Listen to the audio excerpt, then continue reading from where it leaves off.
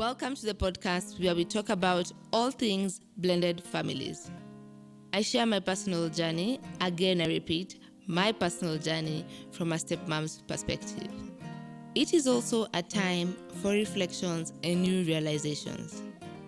Join me as I try to unpack the last 16 years of my life. This is my story, and in case of any exaggeration or dramatization, trust me, it's purely coincidental. To Mike and my family, and also my extended family, sorry, not sorry. Episode 12 is finally here. I didn't think that I would get here when I started this podcast, but I'm very excited that I stuck to it. It has been a form of therapy. It has been also opening up to different aspects of my life as a stepmom. And today I have a very special guest with me who will give their side of what it is like to be in a blended family. And drum rolls, on the episode we have... Gadhe mwenyewe.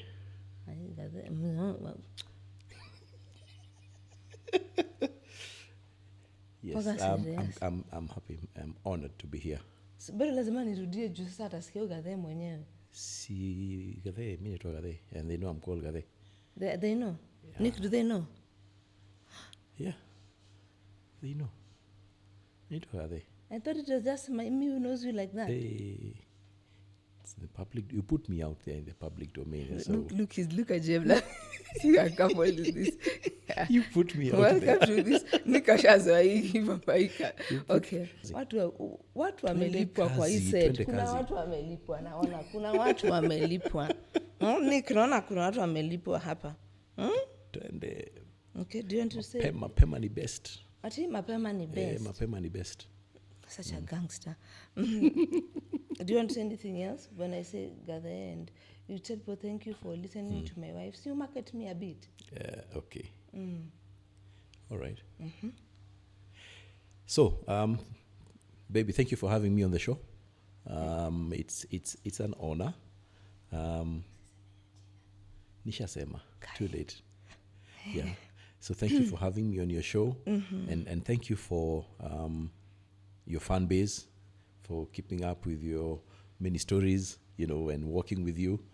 I sure hope it's been of mutual benefit, learning from you as much as you've learned from them. I do. Yeah, and finally I'm here. I'm once again cornered, and as a responsible wise man, I've showed up, and I hope I can be able to add more value to your show. Yeah. You are cornered. I was the one who was cornered. I always said yes to 4 children. He cornered me. Are you seeing how man twisted? Anyway, finally, Mike is here. Like he said, he's been cornered to this episode. And today's episode, I want to ask him a few questions. Every time I post about my blended family or my partner, there's always been a lot of interest, a lot of questions in my DMs when I do many YouTube videos. And today he's here to answer some of them. But the deal is, I ask the question. If he doesn't answer the question, whoever in my team asks the question gets to receive a gift. Not a gift, gets to receive money. Men know only one language. He gets to receive money. So I will start with the questions, and let's see what Mike has to say to these questions. What is the one thing you can tell people about me that you think they don't know? The one thing that they don't know about you, you've always had, I don't know whether they don't know this, but you've always had an old head on young shoulders, and you're extremely pragmatic. Yeah, and you approach life in a very real way, and you say what has to be said in a plain language. You don't sugarcoat. I don't know that that's news, but that's one thing that is characteristic of you. It's not news. But also the other thing they might not know is that you're also very soft on the inside. You cut the image of a very tough person outside. In fact, a lot of people have said you have these, for lack of a better word, a resting beach face. Sasa Yet nani you are the alikufundisha hizi softest lugha? person. You are the softest person inside. Nani alikufundisha hiyo? Simuliniita, nimejilete. Wewe tuko kwa shida. Umejua hiyo majina aje wewe? Anything else that you can tell them? Well, See, nice things like I'm smart, I'm good with numbers, I have many degrees. Tell people, yeah. smart, they know. They know that you're smart. You dress up the rest of us. But yeah, in terms Not of actually smart, numbers. Yeah. Yeah, in terms of numbers, actually the one thing about Kathy, she's very good with numbers. She doesn't even memorize, write down phone numbers anywhere. I know Nix, I know you are the call once, I know your numbers once, of it. Sees a number once and she records it in her mind. So yeah, excellent with numbers. Next question is, how do you address me and why? I guess there are two names I use interchangeably, Baby and Sherry. Baby is something we picked up very early in the relationship. Ishe tu hapo, hiyo ni too much. Hiyo ilikuwa ni mambo ya mapenzi ambaye bado iko. Si tumalizie swali hapo. And then Sherry is just, coined out of your name, Jerry, and it sounds really nice, very cheeky, and yeah. To tone down a notch on the love thing, eh? We have a lot of editing to do here. Shukisha mapenzi. What is the one thing you think people have misjudged me for in this StepMum journey? I think the biggest misconception that people have, and which is so unfortunate, is that you're a gold digger, that you marry me because of money and stuff. I think that it's a huge misconception. And as much as I don't owe anybody any explanation, and I guess neither do you, but I think just in your honor, I think is good that I state it here, because I never had the chance to say my bit about this. Nothing could be further from the truth. For you guys who are out there, Kathy came into my life when I was at my lowest, at my worst. I had many issues. I had just gone through a divorce, lost everything I had to my name over that maybe period of 12 years. It was a tough time, emotionally drained, financially drained. And I remember halfway through our dating, Kathy going and taking, as soon as she got a stable job, she actually went and got an unsecured loan of 1 million shillings and brought the cash to me and said, look, baby, you're struggling. Use this money to try and stabilize. And it helped in a lot of ways. Yeah, but and we were dating, we were not married, so I'm not sure that really fits the characteristic of a gold digger. So I think it's a huge misconception. I think for Kathy and I is just two individuals who met, soulmates, fell in love, and and the other thing people might not know is when we went on our first date. I met Kathy in a social setting. I had a routine where I would go and on Fridays watch soccer. Can I ask social setting? You just clarify in an underground, but just clarify. So in the social setting, and I had a routine on Fridays. I'd go and have a drink and watch soccer, and at the stroke of midnight, I'd leave and go home because I used to work on Saturdays as well. So on this particular Friday, I'm minding my business. A friend of mine walks in with his friend and two ladies, and he demands that I join them. So I join them, and then he makes me sit next to this lady, and I'm thinking, dude, what's going on? Then I start chatting with this lady. Remember, at that point, I was divorced and fairly intentional about dating. I had asked God, look, I want to move on. I want a good partner. So I was open to dating. So I started chatting up with this girl, and it was a very interesting evening. We even danced. But the thing that struck me about her was a smile, a really genuine smile that seemed to come from the heart. And for me, that is what I sort of took away unconsciously. And I gave her my business card. Come Monday of that week, I decided I'd like to get to know this girl more. And I started calling her, hoping she'd pick up my calls. 1 month went by. She would not bother to pick up my calls. And when I was just about to give up, I wrote her a text, said, look, this is that army guy you met at ABCD place, and yeah, I'd like to get to know you more. If you don't mind, please get back. And at that point, she did. And, you know, that's all these army officer needed. That's half chance. The rest is history. So the point I'm trying to make is that Kathy is not a gold digger, for the record. She's not. She's never been. She's just an amazing soul. And, yeah. Thank you. Uko na bonga points. For whatever you... Is there a question there asking how you agreed to get into this? How I agreed to get into this? Yes, the next question might address that.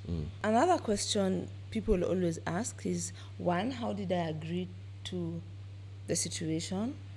Also, how did your parents, your friends, your relatives take the news that you are moving on? Like you said, you just come from a relationship for a few years. So how was it? So I guess I remember, you know, later we discussed this.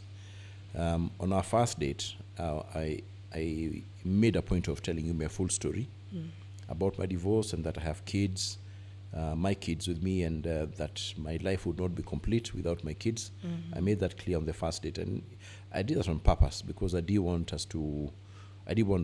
to sort of mislead you, or further down into the relationship, you end up in a place where you feel like you're trapped. So I thought, let me put all my cards on the table.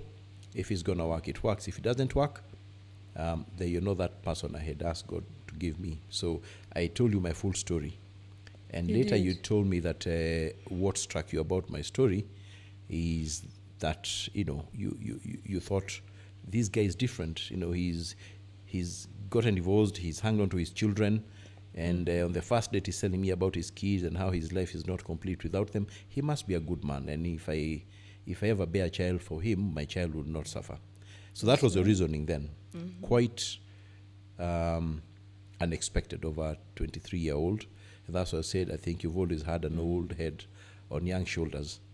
And I believe that's how you got into the mix. My charm just played that big part, you know, even if I say so myself. Anyway, moving on. Trust you to bring in your charm. No, he is charming. Charming you are. Thank charming you are. But true, you didn't mislead me. That was actually one positive thing, because most people who have gone through divorce don't even want to try to do it again. I always ask you how you did it. I personally, if I go through a divorce, I don't think I'd kuoga kurudi kwa soko hivyo. You know, I don't know. That's another question. How did you trust them after it hadn't worked out? Well, I think I'm resilient. I'm resilient by nature. And I have never really, at any point in my life, allowed my circumstances at that point to define me and to define the rest of my life. I've always believed in, you know, you keep on trying. There's nothing wrong with falling.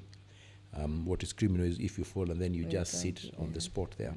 You must find it in yourself to stand up and move on. And I was determined to, having a happy family is something I always wanted.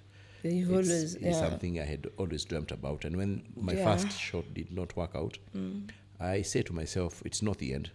I'll give it another shot. And I trusted God to guide me through that process. So maybe that's partly why I had the confidence, the fact that in my heart, sorry, 1 minute. I believed that... it's biting me, it's tight. Oh, God. So, sorry, guys. This is part of domestics. Domestics. How does this one work? It works like this. Oh, like this? Yes, like this. Utanivunjia sama, my friend. You need That you need to put back that piece. Yeah, I see it is. It's too tight, even mine, I think. I'll have to. Yeah. See, apple correct. See massage. Pole. Pole, baby. Asante. Simkwe romantic. Wanaume wa Kikuyu mnasaidiwaje lakini? Hiyo stereotype tumeinyonga ya zamani. Kuna wanaume wa Kikuyu, we moved on. You moved on, Yeah. So where were we before? Before the watch. No, it's about how you are resilient to try again. Yeah. Yes. So in my heart of hearts, I believed that I deserved also to be happy,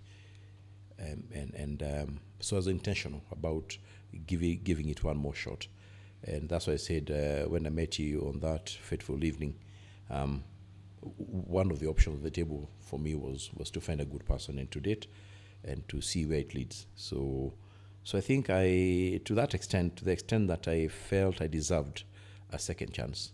I guess it's down to self-love. That is really what I guess gave me the confidence. And I think I also believe I'm a reasonable guy. So my failed marriage, I didn't feel like I was responsible for it. Story for another day, but I felt I deserved a better chance than that first chance that I got. And I guess it's after reconciling all that I decided I want to move on. My family, I guess they were not too sure. Your friends? Is it a rebound? Am I sure I want to get into this? Am I ready to get into it again? And then when they realized that this girl I'm dating is 18 years younger than me, that even complicated issues even more. They're like, okay, now why would this girl come into Mark's life? He's much older, he has kids. He doesn't seem to be doing so well. What is her motivation? So, I mean, there are all manner of dynamics up in the air, playing up there.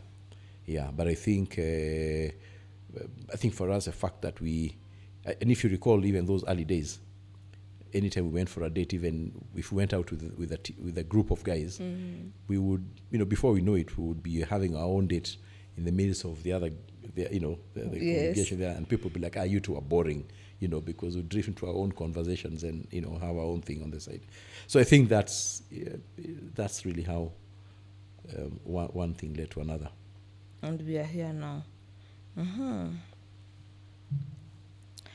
People have a lot of assumptions about our blended family. What is one thing about it that you'd like to debunk? That one you will answer and I will. Or maybe we answer first. So I think one thing I would love to debunk or clarify is that we are just a normal family. In this house, it's just a family. I don't know what people imagine when they hear it's blended.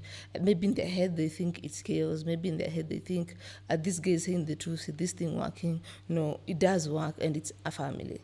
What would you like to add? Because some misconceptions about our blended family, I don't know why people think when they hear blended family, it's a disaster. Yeah, well, I think to be fair to them, blended families are challenging compared to, the non-blended families. But that said, there are a lot of misconceptions. There are people who believe that all stepmothers are evil, all stepfathers are abusive. A blended family cannot be happy, it cannot be balanced. It's like a scramble in there, chaos going on. And nothing could be further from the truth.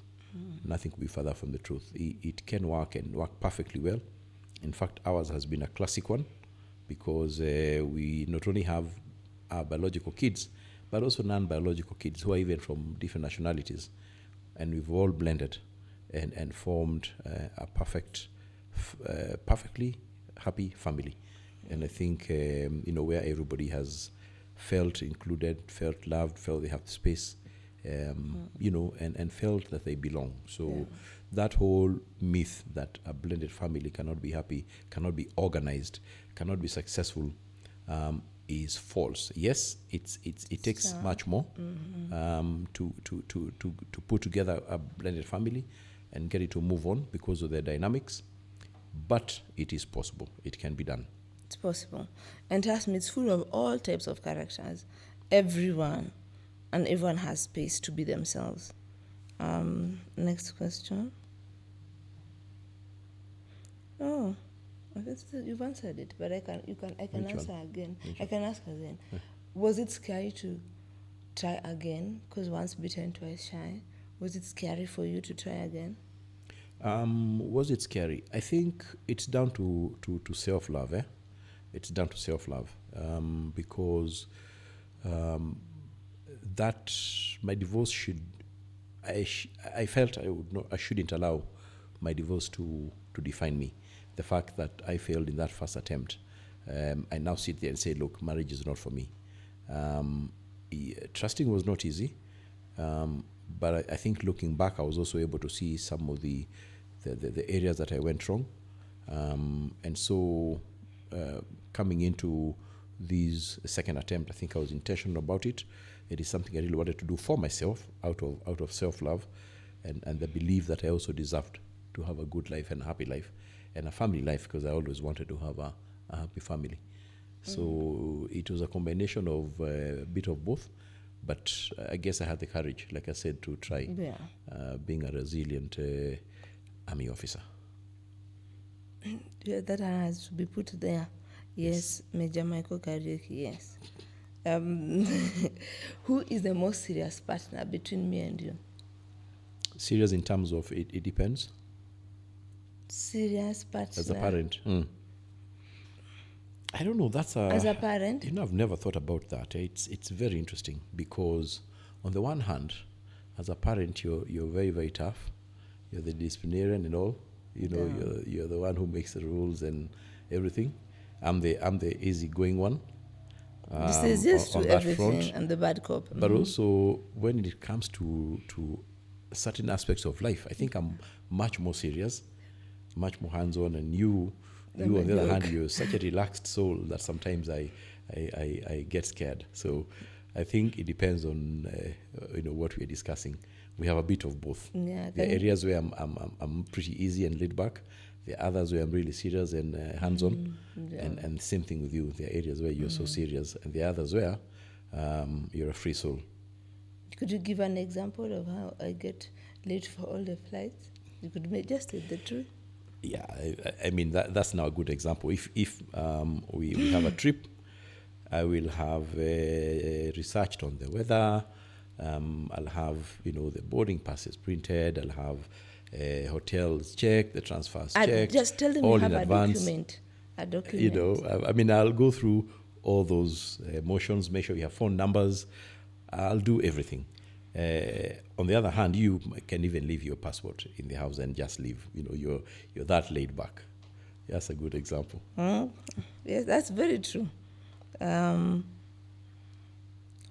What words of encouragement can you give someone, man or woman, who is in a relationship, is not working out, and they have decided to separate and divorce is on the table?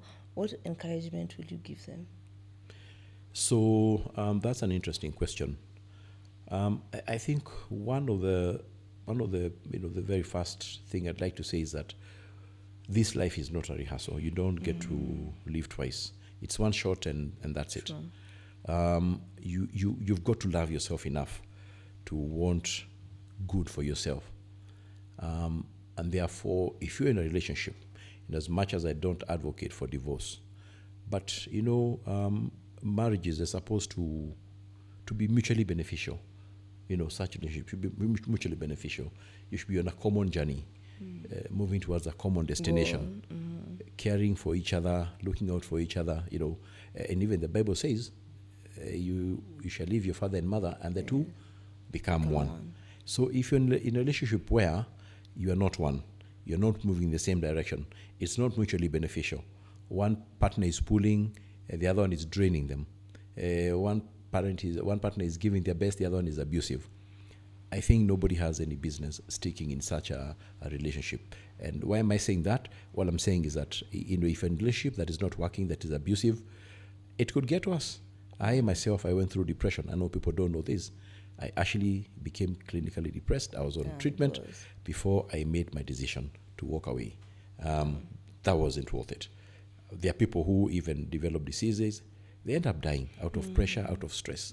It is not worth it. Life is not a rehearsal. So if you're in a relationship that is not working, gather the courage and walk away. I think if even God would understand. Walk away and ask God to give you a partner who will make you happy and who you can contribute, have a common goal, common journey, common destination. So I'd encourage anybody who is going through a tough time, you need to be decisive. You need to love yourself. The same when you're on a flight and you're told should oxygen levels fall in the cabin, pressure fall, put on your mask fast, even if you're traveling with an infant. Because if you don't, then both you and the infant are in trouble. So if you don't take care of yourself, you will be in trouble. And I remember the doctor was saying then, he told me, look, dude, 2 choices. You stay on this path and we'll bury you very soon. Or you take a decision, change your life around and have a chance of looking after your kids. That was a no-brainer for me. I'd say the same thing. Evaluate your where you are, and then take that bold step, and then trust God to bless you with the right partner, and play your part. And when you do the right thing, nature has a way of conspiring also in your favor. Sure. Yeah, and you get there. So just be encouraged and do what you have to do. Yeah, I would also comment on that. Most of our African families, when things are not working, there's always the excuse, we do it for the children. Trust me, the children already know when the mother or the father is not happy. I think, like you've mentioned, we all deserve to be happy. It might be difficult to make the decision to move on, but even the children want happy parents. And happy parents doesn't necessarily mean you can only be happy with your person. They just want a happy parent. So I know that's usually tough, but yeah, heard it from the horse's mouth. You can make it. I think you've answered this, but let me just ask again. Who's the disciplinarian between me and you? It's obvious. You are the disciplinarian. Okay. Yeah. Me, I do the heavy lifting when things are really, really bad. Oh yeah, when things are really that's bad. When I'm moving with the jugular. Yes. But then if you act... My sessions are memorable. They last a while. So I can't tell. I start feeling sorry for the kids, and I say, it is once in 3 years, but when he fights, it's a war. It is worth the fight. And it is worth the fight. Okay. Yeah. Well, I don't say the story one. Let me say this one first. What is the importance of teamwork in a blended family? Well, that's an interesting question, and I think a blended family, like I said, is and we know that probably better than most people. It's actually a partnership, for lack of a better word, and it's a partnership where each parent has a role. There are things there's something you keep repeating, and I don't know whether your viewers have actually taken note of it, that in a blended family, you, the step parent, you've not come to replace the biological parent. It's a really important aspect of it, and I think in a blended family, when we talk about responsibilities, every parent has a unique role to play. So you need to know what your role is in the relationship. So like in our case, because I'm the one who came with the kids, and therefore occupied that space of biological parent, if you recall, I had to rise up and give leadership, because that's the one thing that is needed. Yes, it is. And the first point was, I said, guys, look, you've been seeing Auntie Kathy around, yes. Yeah, Auntie Kathy, she's my friend. She's my friend. And as you know, I'm also a human being. She's I my deserve friend. to be happy. And that's why I have chosen her for me. Now, having done that, and having married her, now you guys, you are my children. I was just making roles clear. You're my children.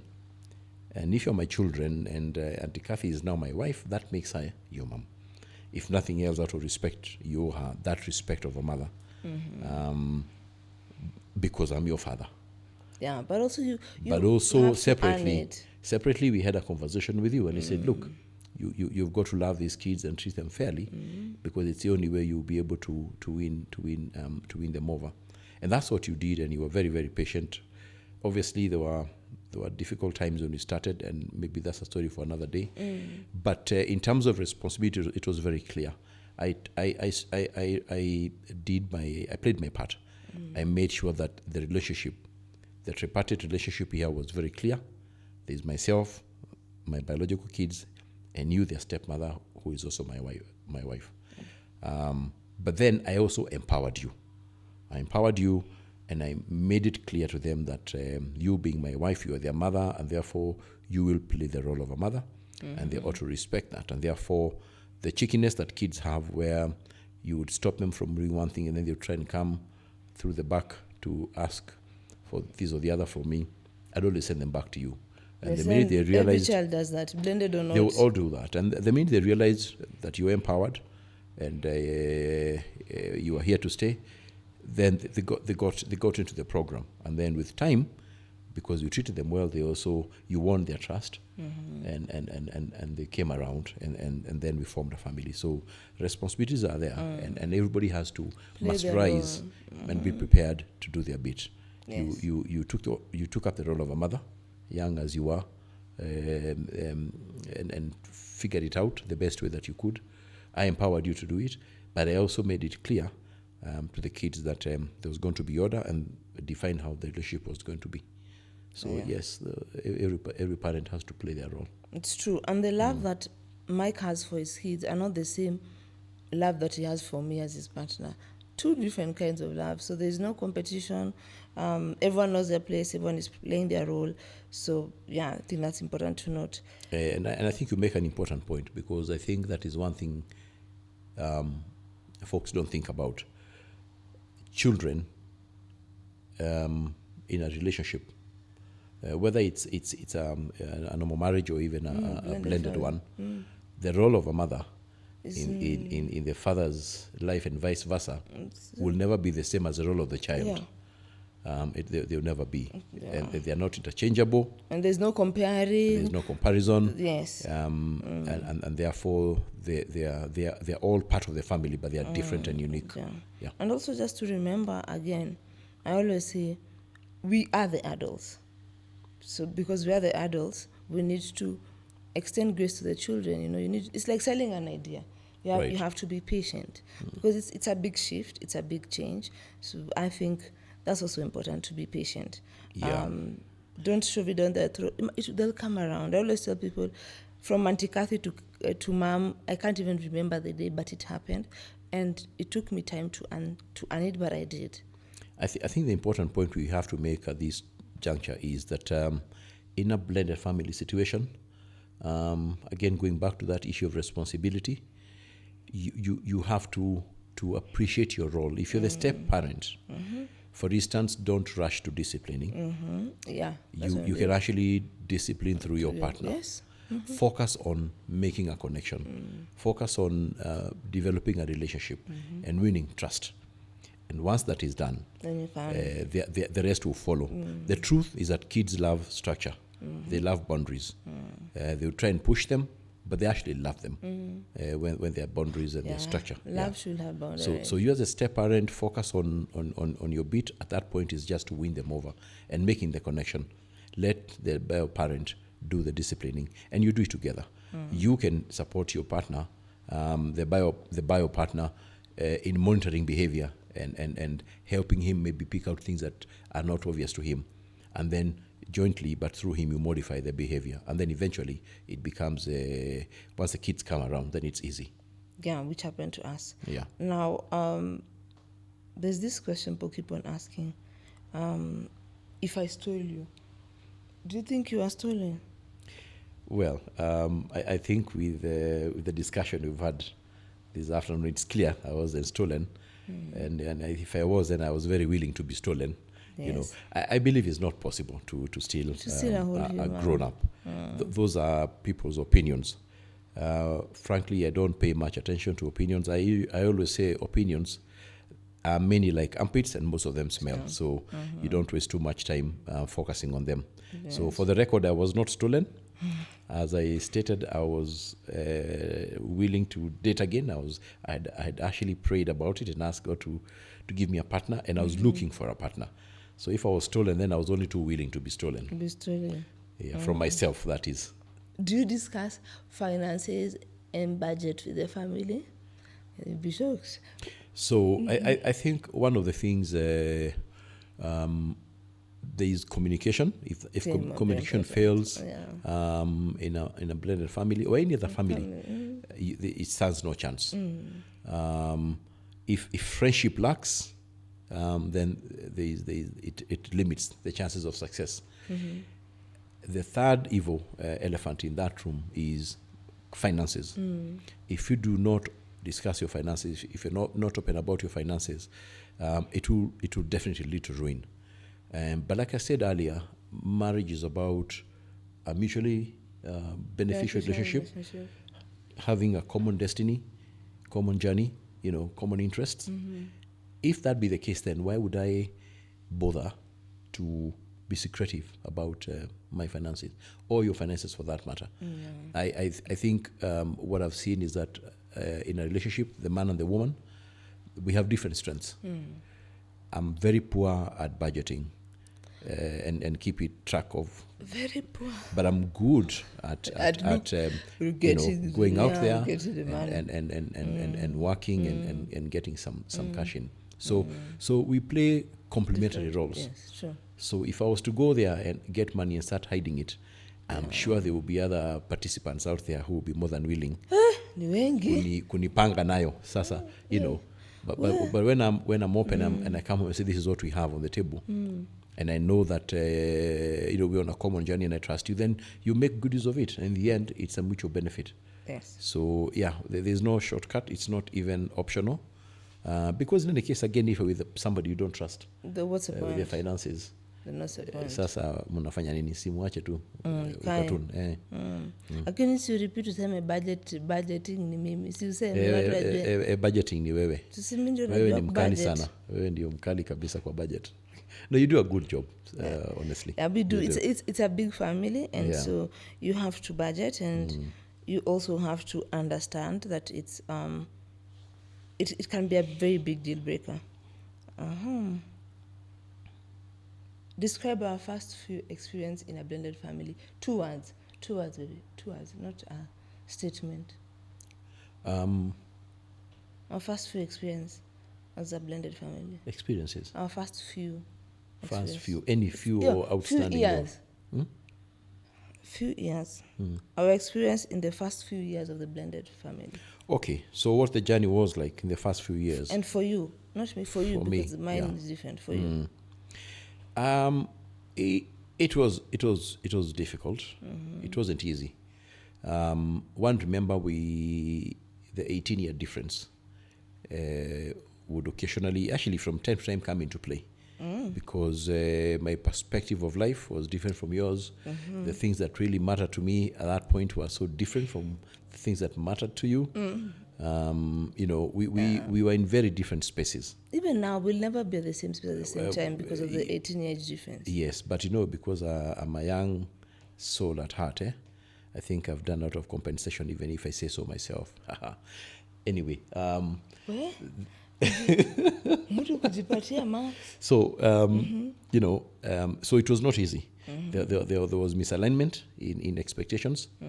I was also probably trying too hard to make this thing work. I think for me, I had hoped it would be like you ignite. Yeah, with the kids. We thought it would be just on, off. We are off. And there's other dynamics that I wasn't seeing that were coming into play. And now I know, for example, if you're in a blended family, and that child goes to see their biological parent, when they come back, don't expect them to behave normally the way they do. Actually, give them space, give them time to reset. That I didn't know. I expected, ukiingia kwa mlango, tunarudi kwa reset, tunaendelea. So there were many frustrating moments. There are times you would get very frustrated, and I felt helpless because I'm seeing influence, external influence. I'm seeing waves being generated in the relationship. Then I have to deal with those waves, and I'm thinking, this is not fair on this boy child. I am doing everything on my part, trying to do things right, and now I have to end up carrying hii mizigo inatoka huko nje, But I could also understand your frustration. Oh. Because of course, when you really got enough of it, you just turn to me and you're like, you know what, dude, wewe ndio mwenye hii boma, ni wewe nilete hapa. Yeah, please sort it out. So Sort yeah, it it was out. tough though. It was not it easy. was tough. It wasn't easy blending. Yeah, but I think the counseling helped a lot. A lot of therapy. That therapy, both for us and the kids. Yeah, therapy was it very helped important to bridge the gap quickly. Yeah, and I think for me the one biggest thing I took away from therapy was learning to do things without expectations. It wasn't very easy. You know, you're not going in there to be the children's stepmom and then you expect them to shower you with love. You need to manage Gratitude, expectations and gratitude. Also, something that has stuck with me all along was the 18-year age difference. We will always be at different places in life at different times. And that helped me to understand why this guy here is not excited when I am having my first child, because he'd already had 4. Atakuwa na baby shower. What else were you not excited? He's not excited about, you know, the things you would be excited. But regarding our first baby, Sean, there was excitement. You remember we had a bet. Because it was a girl. Because he was old, I told him he cannot have a boy. Yes, and I assured you, you're dealing na chuma ya zamani ya jeshi, and I told you it's going to be a boy. And so you went and bought your girl outfit.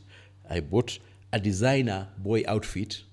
And then we went to the gynecologist. You remember that afternoon? Yes. And as he was going around with his machine, he spots the scrotum. He's like, yeah, this looks like a scrotum. And I'm like, yay!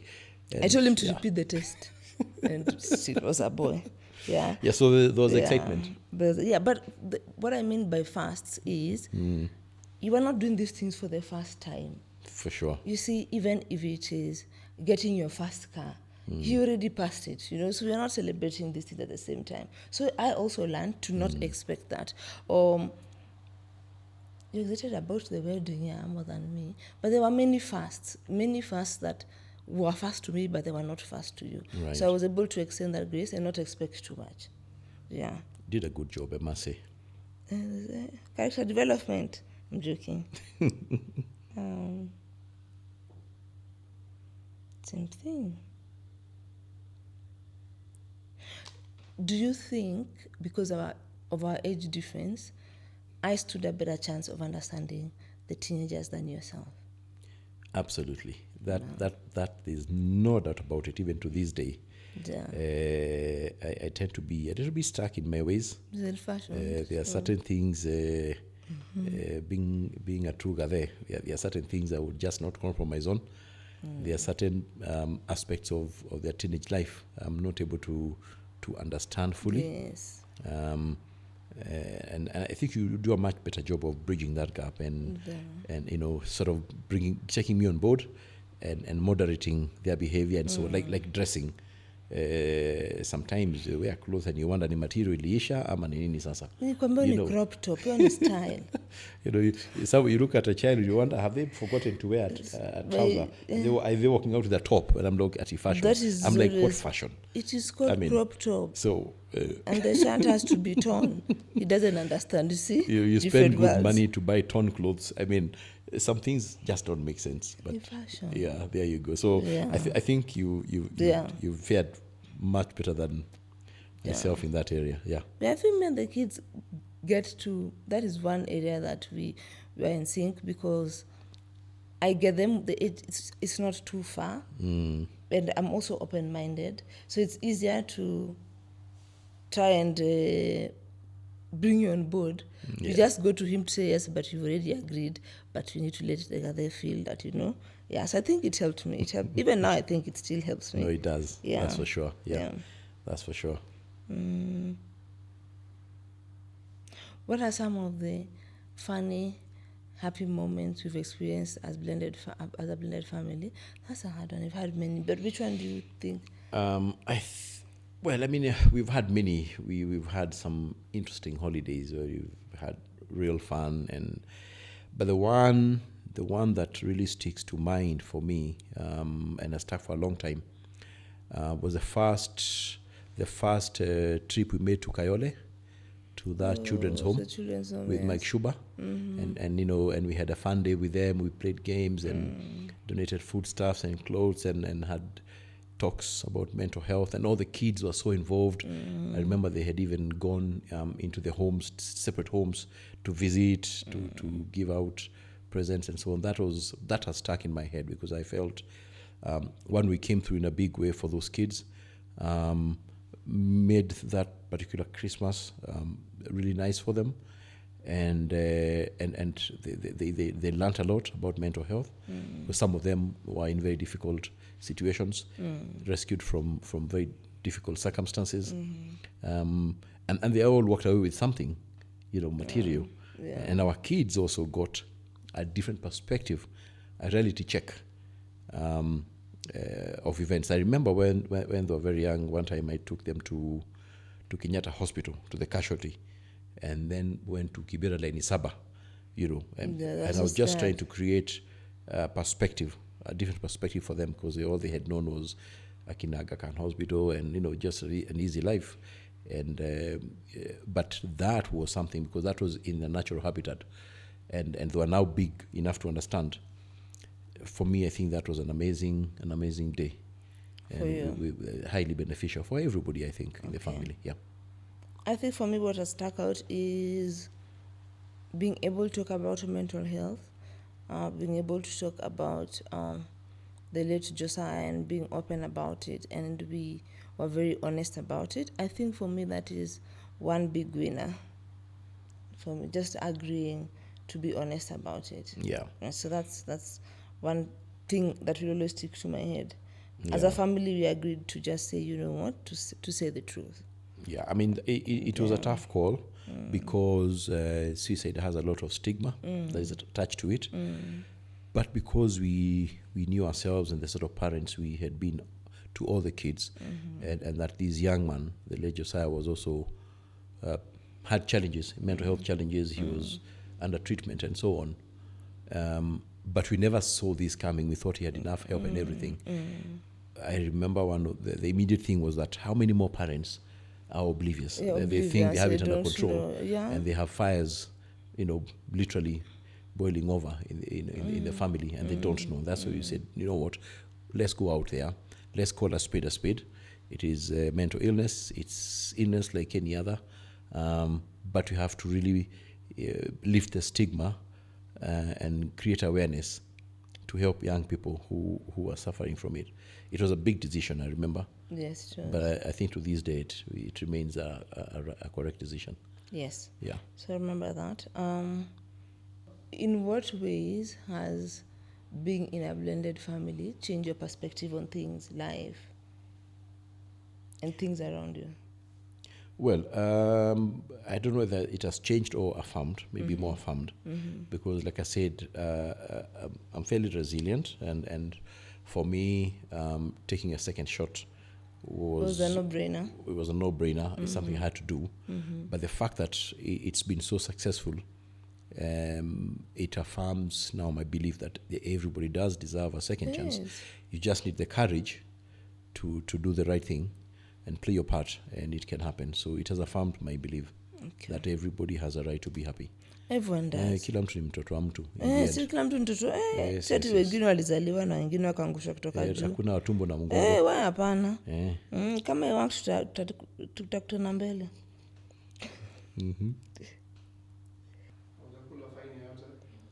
Uwezi akuwa nakula fine huyu. Unamjua mbona unamsikia? Kada yarore. Dute besha. It's not happening. Guy. I'll do what I have to do. Yes. Umesikia na Gikuyu vile amesema. Atoe pesa ya chana na mfuko. Just Mike never fails. That's his attitude in life. He never fails. He never. You never say never. You never say never. Yes. Been through of shadows reminded before I had kids. Do you think it would have been easier if I was married before and had kids? Do you think it would have been easier for us to have a blended family? That's a very, very, very interesting question. There's a school of thought that if when one is married and then you move on to another relationship, you tend to bring baggage. And therefore, it will beg the question, if only one partner has been married in a blended family, you probably only have one set of baggage. When both parents, both partners were married before, then are you talking about, are you looking at two sets of baggage coming in? So I think it's an interesting question. I don't think I would have the right answer for that one.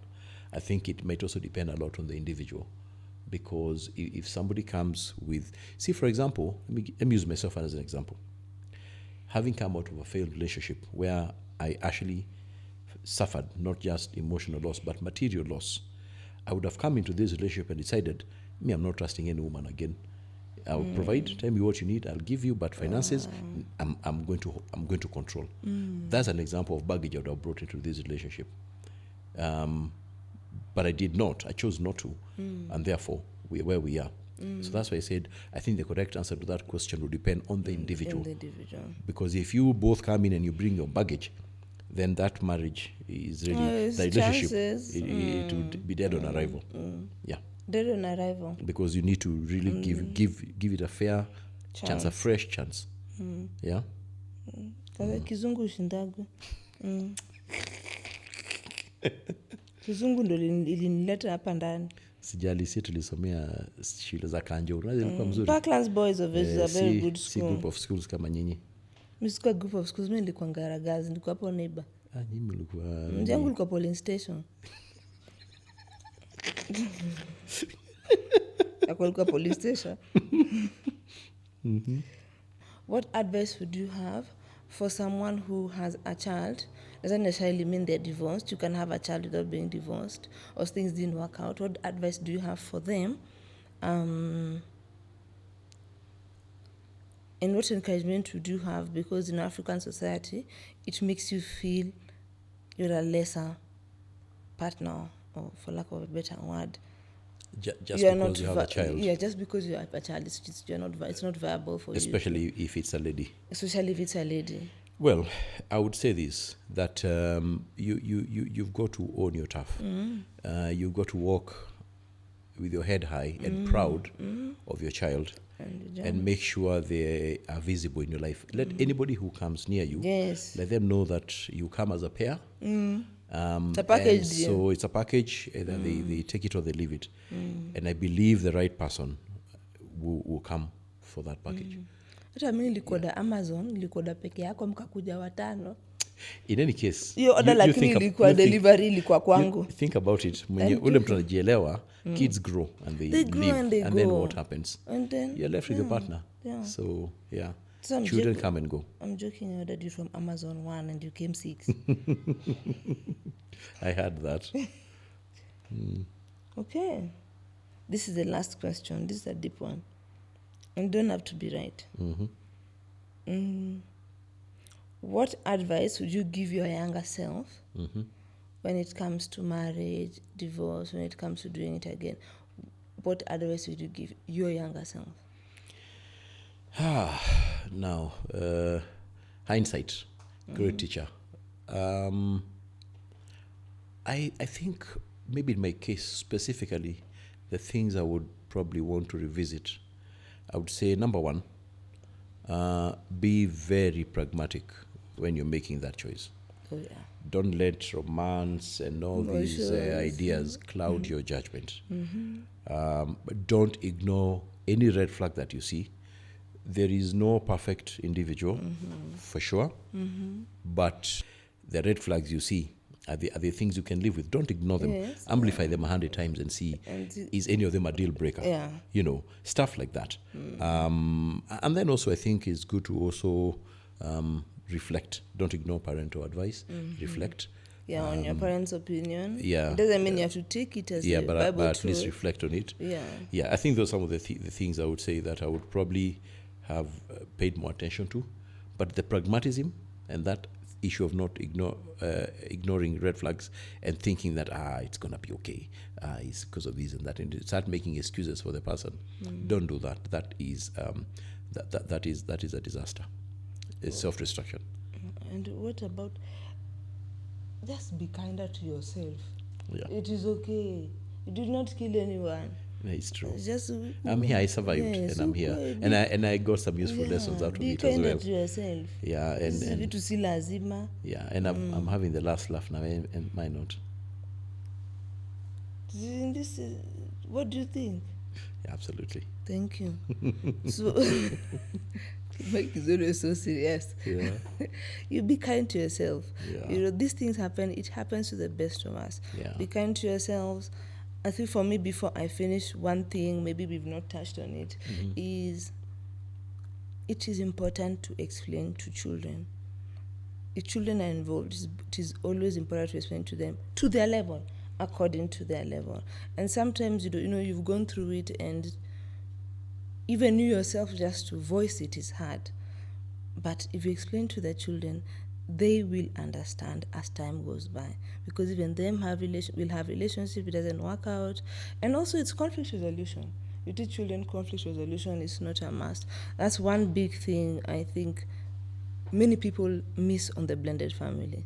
You forget the children, you forget to talk to them, to explain to them, to always affirm them, because it's a fearful thing. There's a lot of fear.